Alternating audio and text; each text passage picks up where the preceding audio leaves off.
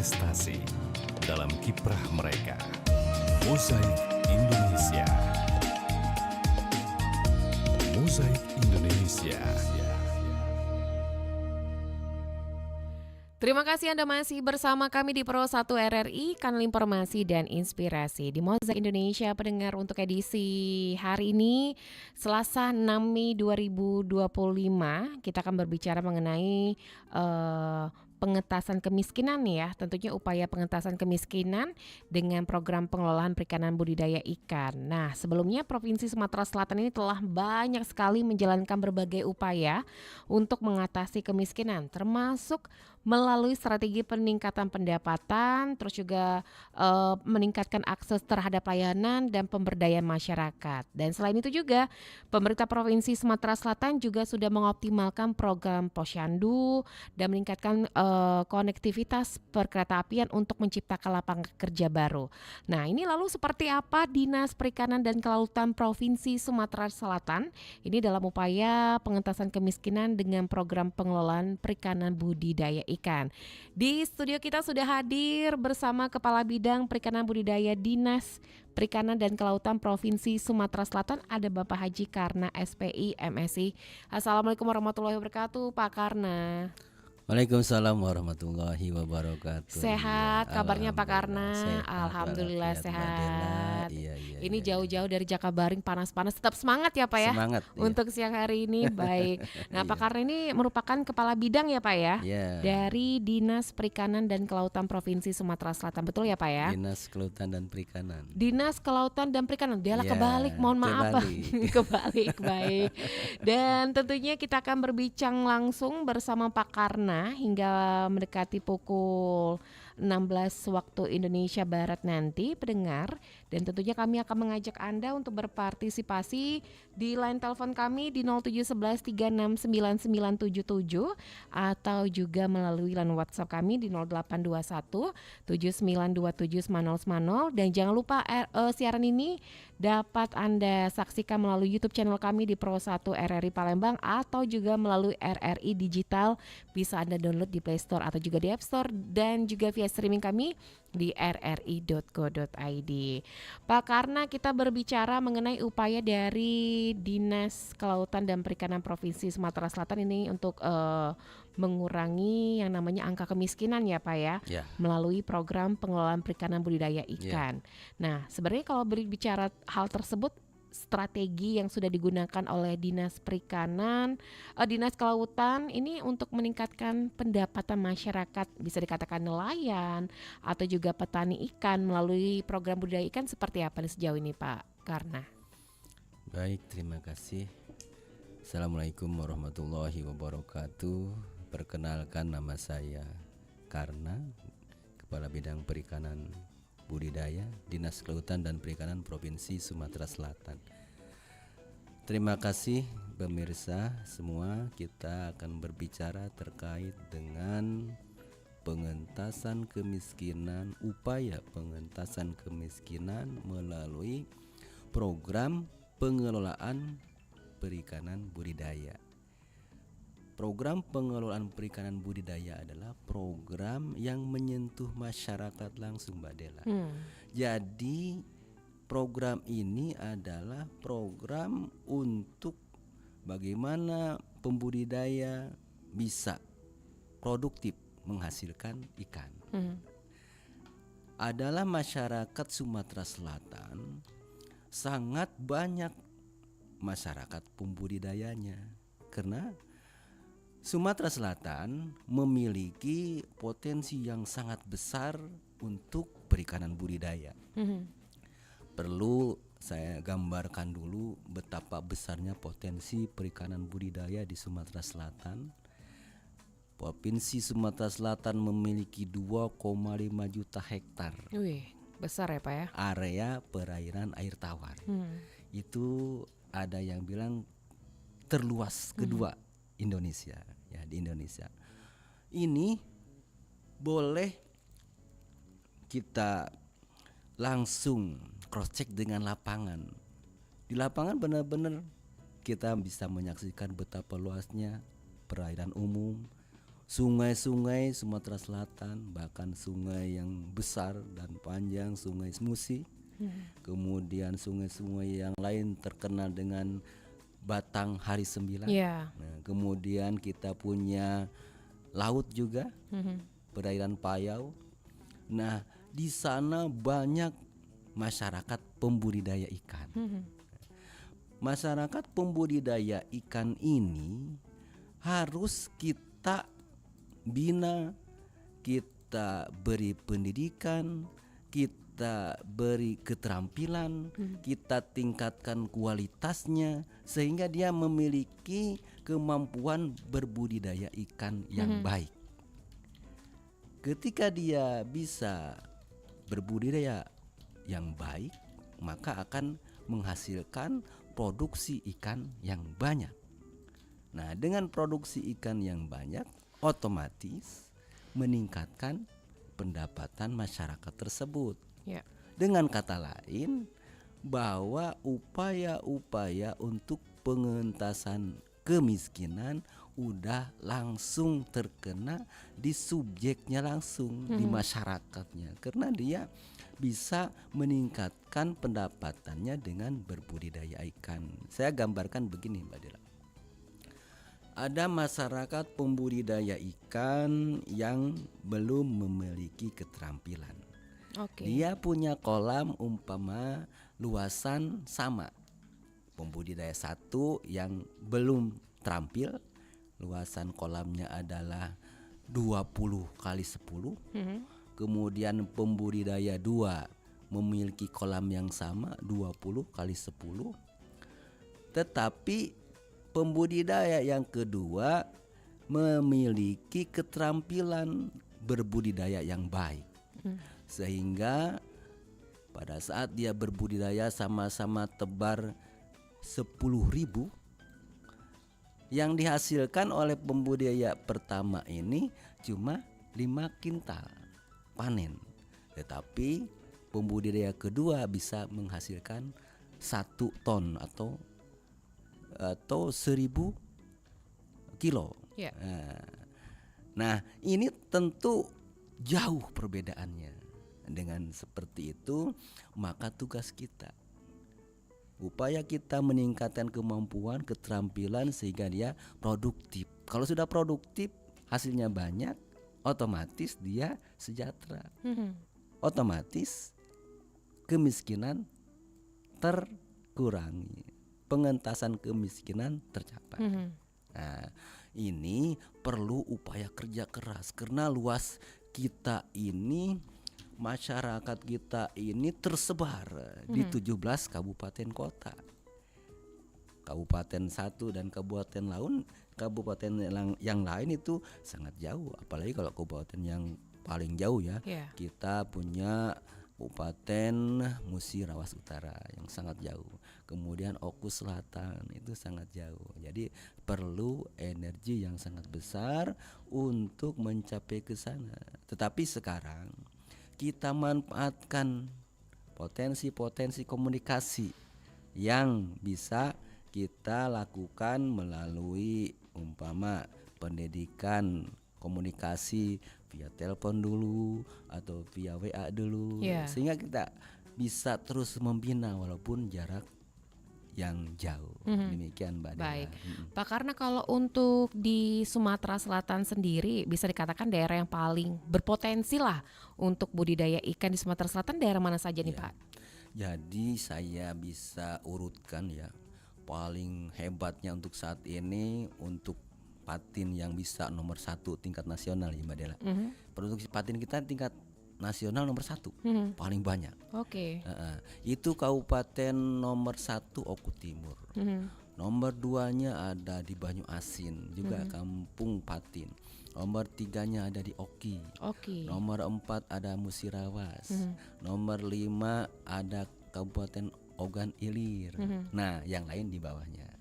Ini yang potensi. Baik. Ini berarti di daerah Oku Timur paling posisi pertama untuk tingkat di Sumatera Selatan, Pak ya. Untuk Indonesia malah.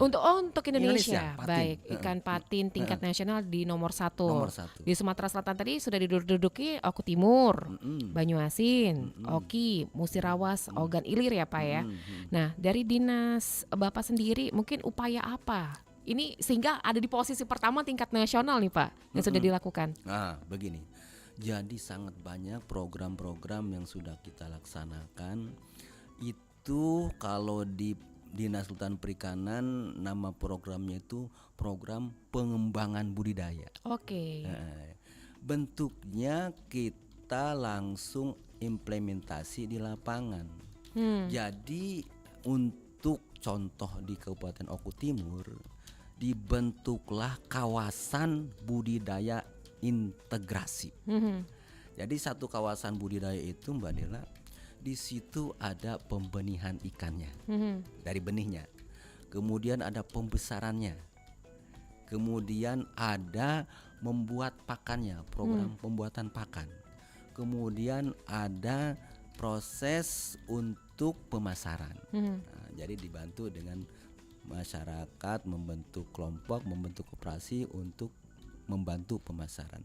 Jadi integrasi dari mulai pembenihan, pembesaran, membuat pakan dan pemasaran ini sangat membantu dari masyarakat sehingga masyarakat bisa meningkatkan produksi. Program-program pembenihan, program-program pembesaran ikan yang baik, program pembuatan pakan dan program pemasaran ini harus dilaksanakan di tingkat masyarakat supaya bisa berhasil.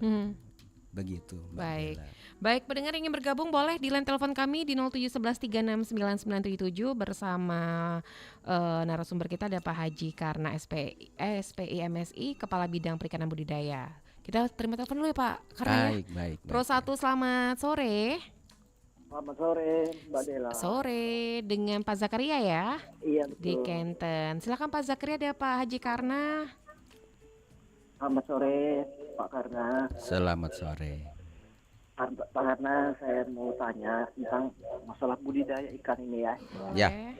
Ini kan kita di cerita Bapak tadi itu luas sekali sampai 2,5 juta perairan itu. Jadi yang Bapak ceritakan barusan ikan patin, Pak ya.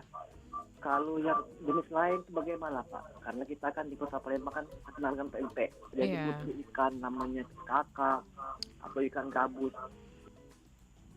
Baik. Selama ini Iya. untuk ini ya Pak, pengembangan dari budidayanya apakah sudah bisa dicakup dari Dinas Perikanan, baik dari segi modalnya, dari bibit dan lain-lainnya. Baik. Mohon penjelasannya. Terima kasih Pak Arna. Baik, terima kasih Pak Zakaria. Waalaikumsalam warahmatullahi wabarakatuh. Silakan Pak Karna, boleh dijawab langsung. Ya, terima kasih. Ini luar biasa nih Pak Zakaria ini. Jadi terkait dengan kebutuhan ikan yang lain ya, terutama seperti di Palembang yang sangat banyak membutuhkan ikan gabus ya, Iya. untuk pempek. Karena ikan belidak kita sudah dilarang, gantinya ikan gabus. Jadi Dinas Kelautan dan Perikanan Provinsi Sumatera Selatan Pak Zakaria sudah melakukan upaya-upaya inovasi ya. Inovasi ini terdiri dari pengembangan ikan lokal ya. Ikan lokal yang tahun kemarin adalah benar-benar program yang kami kembangkan. Jadi kami launching tahun kemarin, itu terus berlanjut ya untuk pengembangan budidaya ikan gabus. Nah, budidaya ikan gabus tahun kemarin sudah dimulai. Jadi ada beberapa spot yang dijadikan percontohan, terutama kami mengambil di Musirawas kolam percontohannya, dan itu sudah berhasil. Ada pembenihan, ini akhir tahun ini sudah ada benih yang bisa makan pelet ya. Bagaimana kita ketahui kalau ikan gabus kan adalah ikan sungai atau ikan liar atau ikan rawa, maka ini dengan budidaya dia bisa makan pelet dan bisa dikondisikan untuk dibudidayakan. Jadi untuk ikan lain dalam hal ini ikan gabus, terutama sebagai ikan yang dibutuhkan dan sangat dibutuhkan, sudah mulai dibudidayakan. Kemudian memang saya baru cerita satu jenis ikan tadi, ikan patin ya. Adapun ikan-ikan yang lain tetap ya ikan ekonomis penting yang sangat cocok ya, seperti ikan lele, kemudian ada ikan nila, ada ikan gurame, kemudian ini sekarang udah berkembang ikan tambakan juga sudah bisa, dan ada ikan yang sudah bisa lah, ikan khas itu ikan baung ya, Oke. Mbak Dela. Ya. Jadi kita bukan hanya satu jenis ikan saja, ikan patin saja, tetapi ikan yang lain pun sudah mulai dibudidayakan. Ya, baik. Pak, kalau untuk kita kan di Sumatera Selatan ini kan terkenal juga dengan terkhususnya di daerah Palembang ikan belido, Pak ya. Nah, ini kabarnya seperti apa, Pak? Kemarin juga beberapa tahun yang lalu ada penyebaran benih ya, Pak ya, untuk ikan belido di perairan Sungai Musi. Sejauh ini seperti apa perkembangannya, Pak Karna? Baik, terima kasih Mbak Dela. Bahwa ikan belida terhitung dari 2021 kan jenis ikan kategori terlarang. Oke. Karena sudah dinyatakan hampir punah. Oleh karena itu pada saat ini dari mulai 2021 sampai sekarang berbagai lembaga penelitian, ini lembaga penelitian ya, kayak badan penelitian seperti BRIN ya. Ini sudah dan terus pengembangan ikan belida. Jadi ikan belida sekarang sudah dibudidayakan tapi di tingkat penelitian, di balai-balai penelitian ya. Tingkatnya sudah berhasil di kategori 1 atau 2. Namun belum bisa diimplementasi di tingkat masyarakat karena hitung-hitungan biaya masih sangat tinggi untuk pakan. Oke. Untuk itu selama ikan belida ini belum banyak di area sungai kita, maka masih tetap dilarang. Namun ketika kita bisa menunjukkan dengan upaya-upaya kelestarian umpamanya ya, sehingga ikan itu banyak lagi, setelah disampel banyak, setelah diteliti banyak, maka akan diperbolehkan lagi. Sampai saat ini masih dilarang penuh, Mbak Dela. Bahkan kalau kita memaksakan diri untuk mengkonsumsi, kalau ketahuan oleh petugas itu ada sanksinya, Mbak Dela. Oke. Nah sekarang ini kita dari berbagai upaya dilakukan untuk pelestarian. Pertama tadi penelitian ya untuk pengembangan budidaya nantinya. Kemudian dari kelestarian lingkungan, dari upaya-upaya pengawasan terhadap lingkungan, jangan sampai masyarakat ini terus berupaya menghabiskan ikan dengan cara-cara yang dilarang. Oke. Contoh distrum. Oke. Ini dapat menghabiskan. Kemudian ada yang sampai menggunakan yang mesin yang besar itu untuk nyetrum itu. Kemudian ada yang pakai boom dan lain sebagainya. Nah, ini upaya-upaya untuk pengawasan lingkungannya terus diintensifkan sehingga kawasan habitat atau tempat ikannya itu tidak terganggu. Jadi perlu saya jelaskan, Mbak Dela, untuk ikan belida ini kan ikannya Sumatera Selatan. Katakanlah dia sudah memiliki tempat habitat yang sangat nyaman di Sumatera Selatan. Habitatnya itu habitat yang sudah ditempati beribu-ribu tahun. Untuk itu saya bisa ngasih contoh ya. Di Oki itu di Lempuing, ini ada contoh. Ini pembudidaya ini kreatif dan inovatif. Jadi salah satu pembudidaya ini dia pembudidaya besar, dia budidaya sehari-hari patin, tapi ada satu kolam yang relatif luas dan dalam, itu dia sengaja dibiarkan.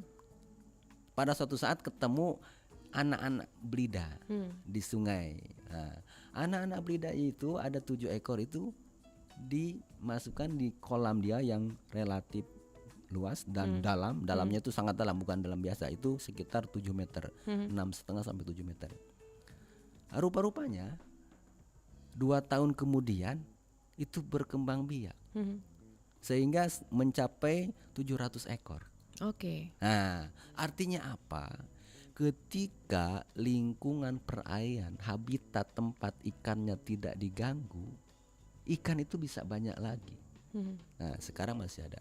Untuk itu, upaya-upaya untuk kelestarian tidak mengganggu habitat, jangan sampai menggunakan alat tangkap yang dilarang, yang tidak diperbolehkan. Ini sangat membantu untuk upaya pemulihan dari ikan belida kita ini. Itu Mbak Dela. Baik, kalau sebenarnya dari ikan belida sendiri untuk mungkin bisa dikatakan hampir punah, yang menjadi hambatan untuk melestarikan atau membudidayakan ternak tersebut, apa sih Pak hambatannya? Apakah memang faktor airnya yang beda atau kualitas makan juga yang cukup mahal atau seperti apa nih Pak? Begini, jadi khusus untuk ikan belida, untuk air sama aja. Sama aja ya Pak ya? Sama aja. Cuma memang untuk makannya, Oke. dia makannya itu kan yang biasa dia makan untuk kehidupan sehari-hari itu udang-udang kecil, ikan-ikan kecil. Itu yang menjadikan ikan belida sangat enak, gurih. Karena makanannya adalah makanan ikan-ikan yang hidup. Bukannya Iya. lumut itu bukannya Pak ya? Bukan. Protein tinggi sekali. Wajar mahal ya, Pak ya? Makanya dia dalam kehidupan aslinya sangat cepat pertumbuhannya karena protein tinggi yang dia makan, dan dagingnya itu khas, ya luar biasa enaknya kan. Nah, sehingga ketika kita berupaya untuk budidaya, ini pakan buatan yang untuk makan dia itu relatif sulit dibuat karena harus tinggi proteinnya. Kan untuk protein ikan biasa ini rata-rata antara 28, 32 ataupun untuk kadar proteinnya ya, ataupun 30 sampai 40. Nah, untuk belida ini harus 60%, 80% proteinnya. Nah, jadi sangat mahal untuk pakannya memang. Baik, ini Kalau memang sangat mahal ya Pak ya. Pak, karena kita ada pertanyaan ya, ada yang masuk di 0821792790, ada Paris di Talang Kelapa.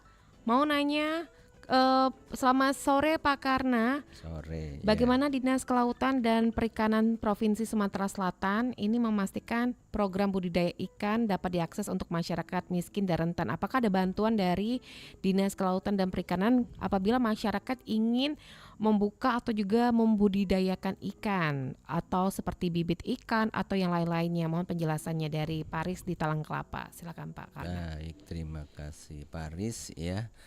Luar biasa ini semangatnya Paris. Jadi terkait dengan budidaya ikan dan Dinas Kelautan dan Perikanan, maka Dinas Kelautan dan Perikanan Provinsi Sumatera Selatan sifatnya mempunyai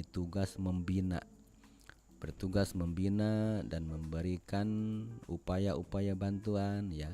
Bantuan sarana prasarana kita semampunya ada ya, diadakan untuk memang sengaja program bantuan sarana prasarana perikanan budaya diadakan untuk membantu masyarakat. Kemudian bantuan ini harus memang persyaratannya Mbak Dela ya. Jadi menurut peraturan bantuan itu harus disampaikan ke kelompok. Maka jikalau mau mendapat bantuan harus kelompok bentuknya. Jadi caranya membentuk kelompok budidaya ikan. Nah, jadi terdiri dari 10 orang ya. Pembudidaya 1, 2, 3, 4, 5, 6, 7, 8, 9, 10. Nah, 10 orang cukup membentuk kelompok. Nah, ada berita acara kumpul, kemudian ada berita acara pembentukan kelompok. Nah, diketahui oleh yang berwenang di situ, kalau ada Pak RT ya, kalau bisa kepala desa. Nah, kemudian laporkan ke dinas setempat, dinas perikanan. Dalam hal ini kalau di Talang Kelapa kan berarti ke Palembang ya. Ya, masih Palembang, Pak. Dinas Perikanan Kota Palembang sampaikan dan laporkan bahwa ada pembentukan kelompok. Setelah dibentuk kelompok, jikalau mengharapkan bantuan, membuat proposal ya. Oke. Proposal itu bentuknya adalah jadi gambaran tentang kelompok, kemudian ada data-data nama kelompok, kemudian ada apa yang mau diajukan. Dalam ini berarti kan ada benih ikan apa yang diajukan, kemudian pakan, seperti itu. Sehingga bantuannya itu bisa disampaikan ke kelompok dan penerima adalah kelompok yang mengajukan proposal tersebut. Dan memang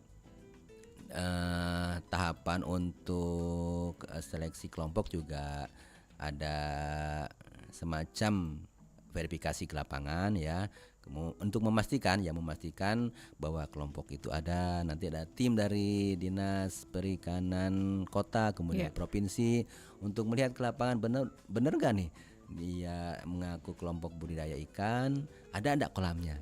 Jangan sampai sudah menyampaikan proposal kemudian setelah dicek ternyata di lapangan enggak ada kolamnya. Baru mau mulai ya, Pak ya. Ya seperti itu. Soalnya tim kami ini juga sudah beberapa kali mendapat ya berbagai macam ya fenomena ya seperti ada kelompok yang minta bantuan ya, kemudian kita survei ke lokasi, ternyata nggak ada di situ kolamnya.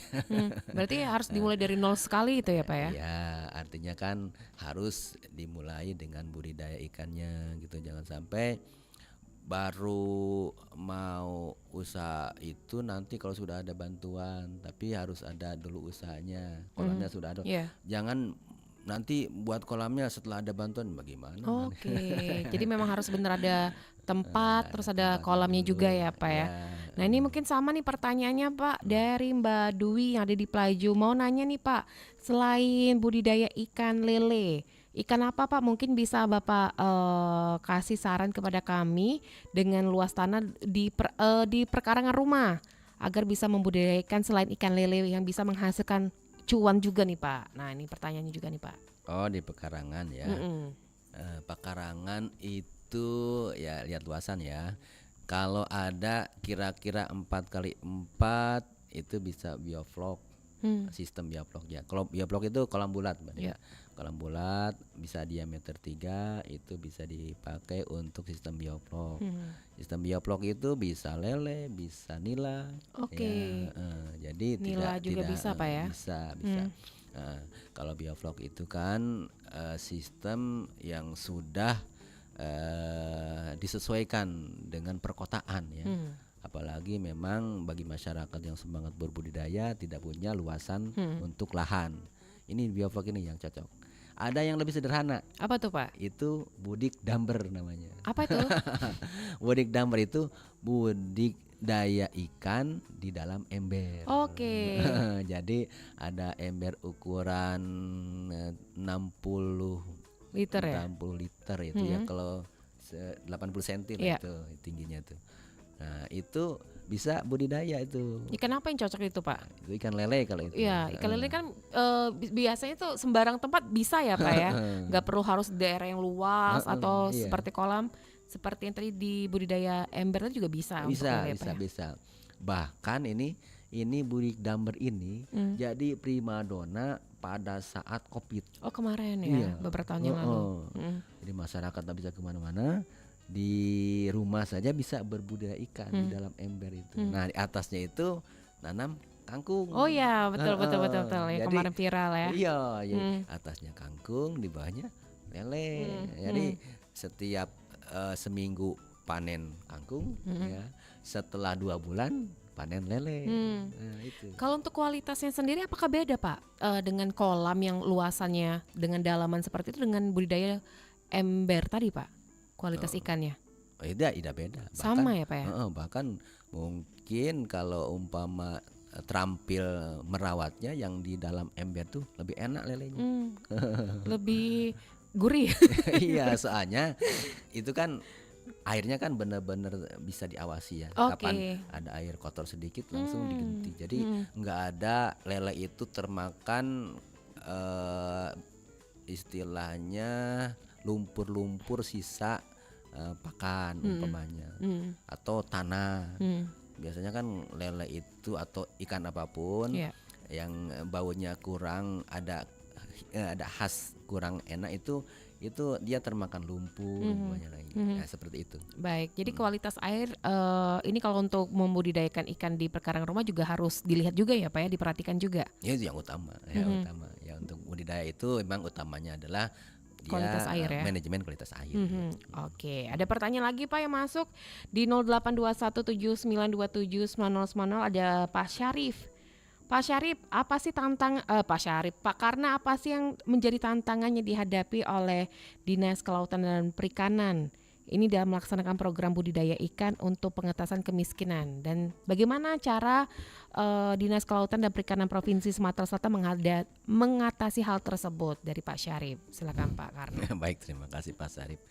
Ya.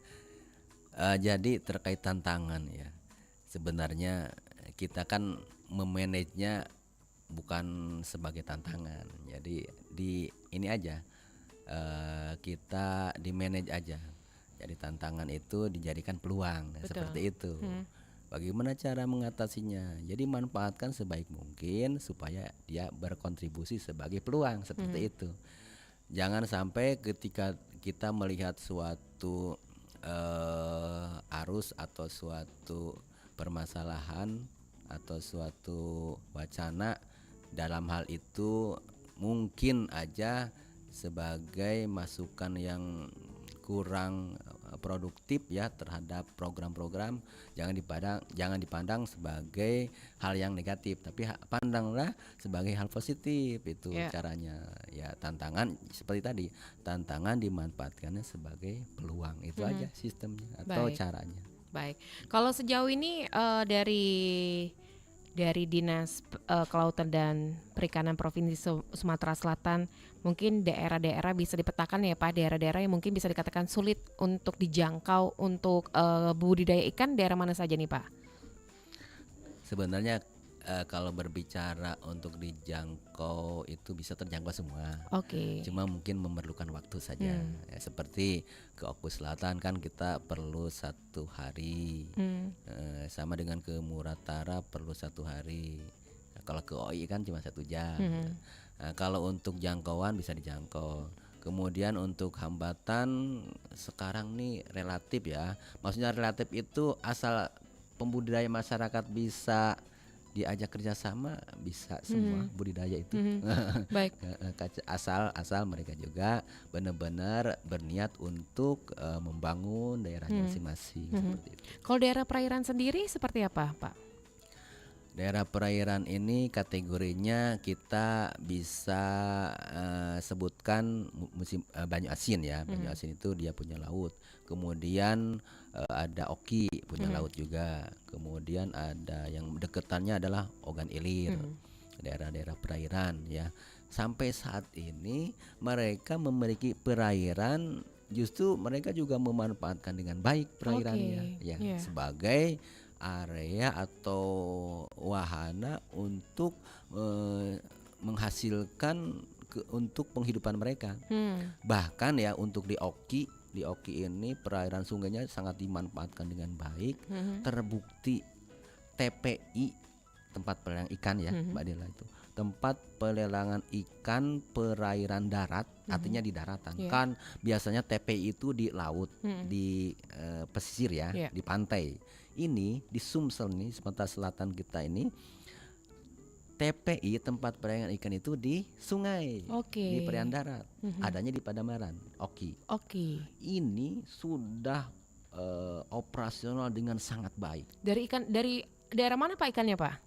Nah, ikannya dari sungai-sungai. Oke. Nah, ini TPI maksudnya. Jadi artinya masyarakat kabupaten ini, Oki ini sudah bisa memanfaatkan perairan dengan baik. Bahkan TPI ini menjadi percontohan tingkat Indonesia. Sudah lihat peluang ya Pak ya.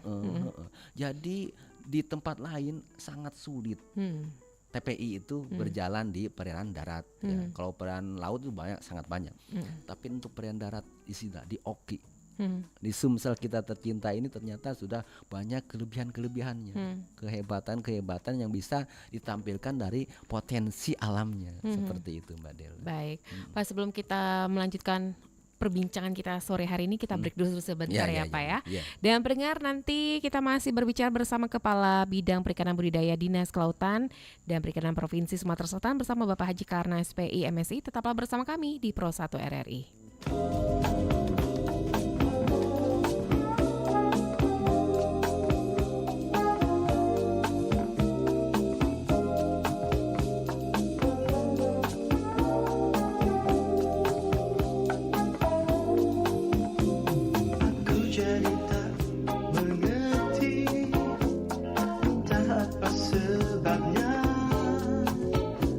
Masih saja kau ragukan cintaku,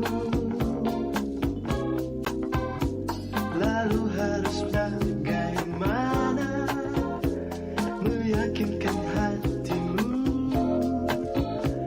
bahwa diriku milikmu seorang. Percayalah kasih, untukmu karenamu ku berjanji selamanya sehidup dan semati, apapun yang nanti kan terjadi. Percayalah kasih, tiada yang lain harapanku, tiada yang lain, oh cintaku, hanyalah dirimu.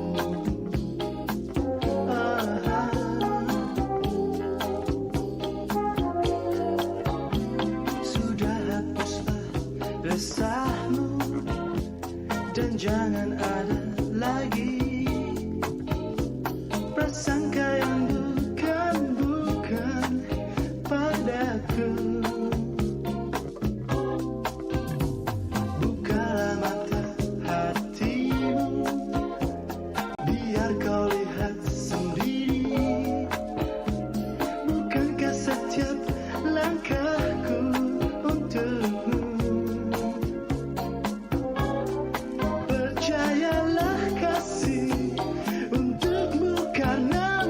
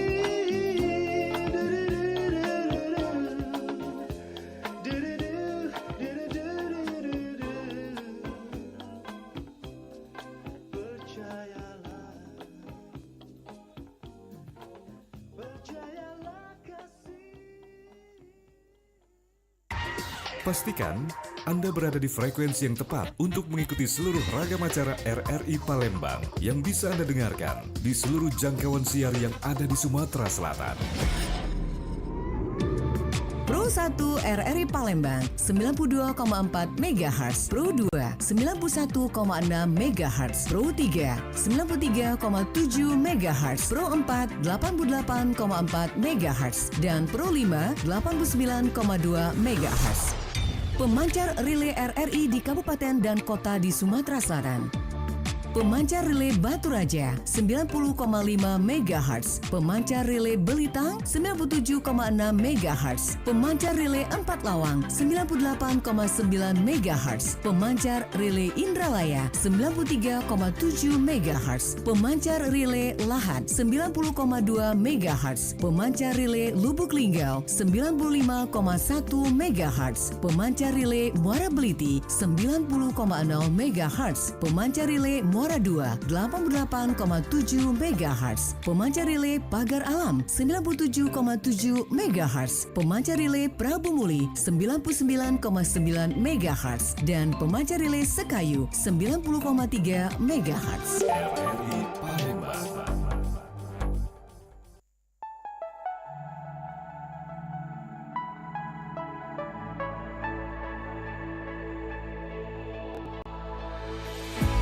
Izinkanlah ku kecupkanmu, bukan hanya ada di dalam angan. Esok pagi kau buka jendela, kan kau dapati seikat kembang merah. Kau tahu ku mulai bosan bercumbu dengan bayang-bayang. Bantulah aku temukan diri, menyambut pagi, membuang sepi.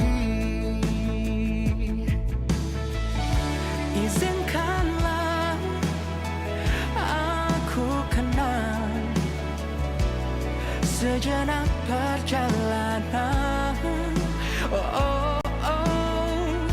dan biarkan aku mengerti apa yang tersimpan di matamu.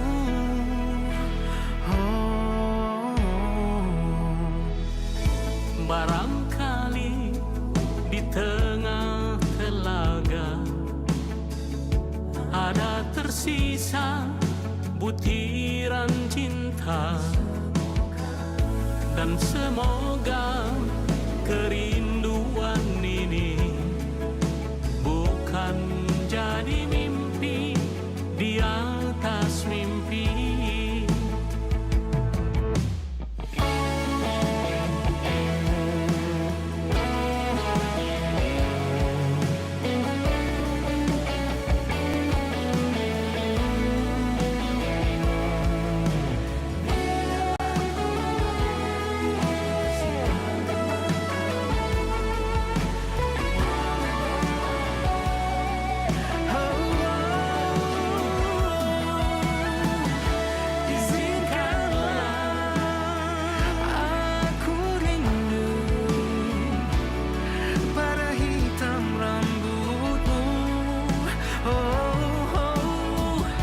Dan biarkan ku 92,4 FM Pro 1 RRI, kanal informasi dan inspirasi. Masih di Mozaik Indonesia pendengar untuk sore hari ini, edisi Selasa 6 Mei 2025, dan masih bersama Kepala Bidang Perikanan Budidaya dari Dinas Kelautan dan Perikanan Provinsi Sumatera Selatan, ada Pak Haji Karna SPI MSI. Tadi beliau juga mengatakan bahwa Provinsi Sumatera Selatan menduduki posisi pertama, Pak ya, untuk ikan patin, dan ini sudah di daerah Oku Timur, terus juga Banyuasin, Oki, Musirawas, Ogan Ilir. Nah, kita terima telepon dulu ya Pak ya.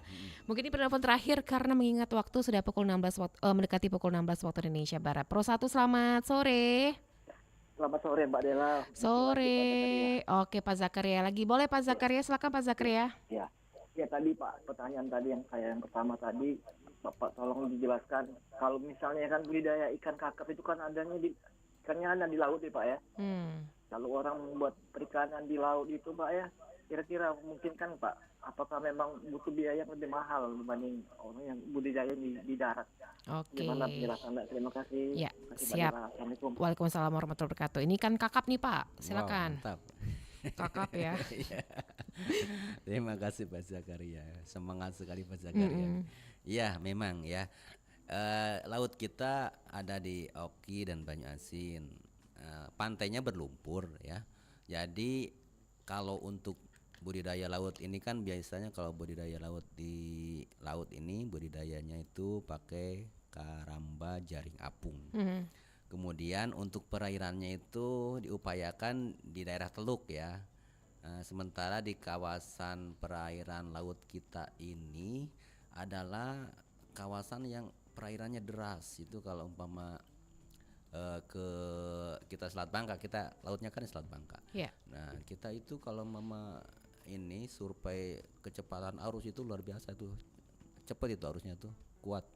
Jadi memang kurang memenuhi syarat ya kalau untuk budidaya laut di perairan laut Sumsel.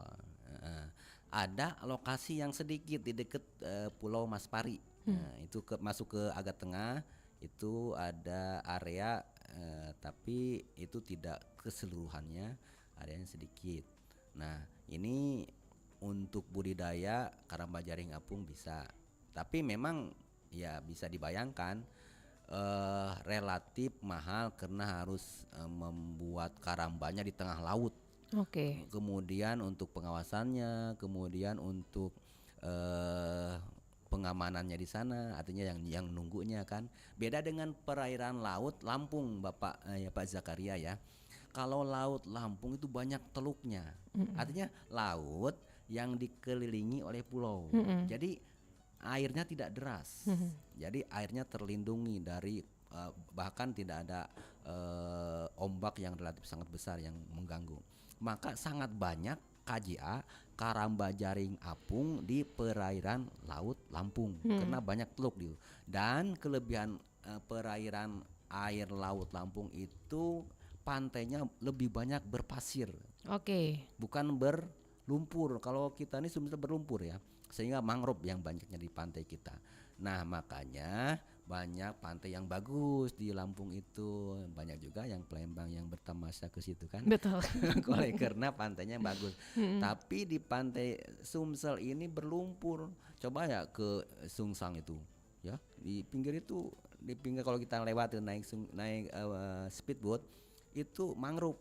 Itu kalau di mangrove itu lumpur.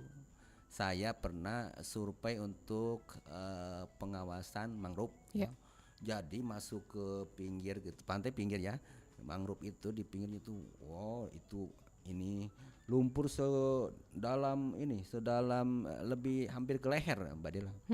Jadi memang Dalam ya, sangat Pak ya? dalam lumpurnya itu yang dalam. Jadi memang untuk budidaya laut kakap ya, terutama kakap di laut itu di laut kita relatif kurang cocok. Ada beberapa spot-spot itu yang bisa, tetapi harus benar-benar dipertimbangkan ya. Tempo hari ada beberapa yang mencoba di perairan Sembilang ya, di Sembilang ada juga yang berhasil, tapi harus dipilih benar areanya yang terlindungi dari air deras. Perlu untuk penelitian terkait dengan arus airnya ya, jangan sampai ditempatkan KJA-nya di tempat yang arusnya yang cepat. Demikian Mbak Dela. Baik Pak, karena lintas waktu kita sudah mendekati pukul 16 waktu Indonesia Barat, mungkin Pak Karna juga bisa memberikan sedikit pesan lah untuk pendengar kita Pro 1 pada sore hari ini, mungkin baru saja ingin mengelola membudidaya ikan atau juga yang mungkin sudah lama membudidayakan ikan. Pesannya apa nih Pak Karna, silakan. Baik, terima kasih. Untuk seluruh masyarakat Sumatera Selatan, terutama bagi mereka yang memiliki kawasan perairan ya, atau luasan perairan ya di hak milik tanahnya, ini bisa diupayakan untuk budidaya. budidaya di Sumatera Selatan sangat cocok perairannya. Jadi airnya sangat cocok untuk budidaya patin, budidaya lele, budidaya nila. Bahkan terakhir ini sudah ada tambakan ikan baung, bahkan ada di Oku Selatan sudah mau ke ikan jenis-jenis lainnya. Nah, ini tentunya harus diupayakan dengan semangat tinggi. Jadi belajar terus, kemudian jikalau ada keraguan-keraguan tanya ke Dinas Perikanan Kabupaten, Kota atau ke Dinas Kelautan Perikanan Provinsi. Dipersilakan. Demikian Mbak. Terbuka ya Pak Ya. ya. Baik. Pak Karna, terima kasih banyak waktunya bersama Iya, Pro 1 sama-sama. untuk sore hari ini. Insya Allah di waktu kesempatan kita bisa berbincang lagi dengan materi lainnya Pak Karna ya. Iya, iya. Baik, dan pendengar terima kasih untuk Anda yang sudah bersama kami bersama Kepala Bidang Perikanan Budidaya dari Dinas Kelautan dan Perikanan Provinsi Sumatera Selatan. Ada Pak Haji Karna SPI MSI. Selamat beraktivitas kembali Pak Karna. Iya, Assalamualaikum terima kasih. warahmatullahi wabarakatuh. Waalaikumsalam warahmatullahi wabarakatuh. Dan pendengar telah tadi bersama Pak Haji Karna, dan mungkin belum sempat untuk mendengarkan siaran ini, bisa Anda saksikan langsung melalui siaran ulang ya melalui YouTube channel kami di Pro 1 RRI Palembang. Setelah ini pukul 16 waktu Indonesia Barat kita akan mengikuti Warta Belajar Sumba dari RRI Sungai Liat. Tetaplah bersama kami di Pro 1 RRI. Baru saja Anda dengarkan Mozaik Indonesia.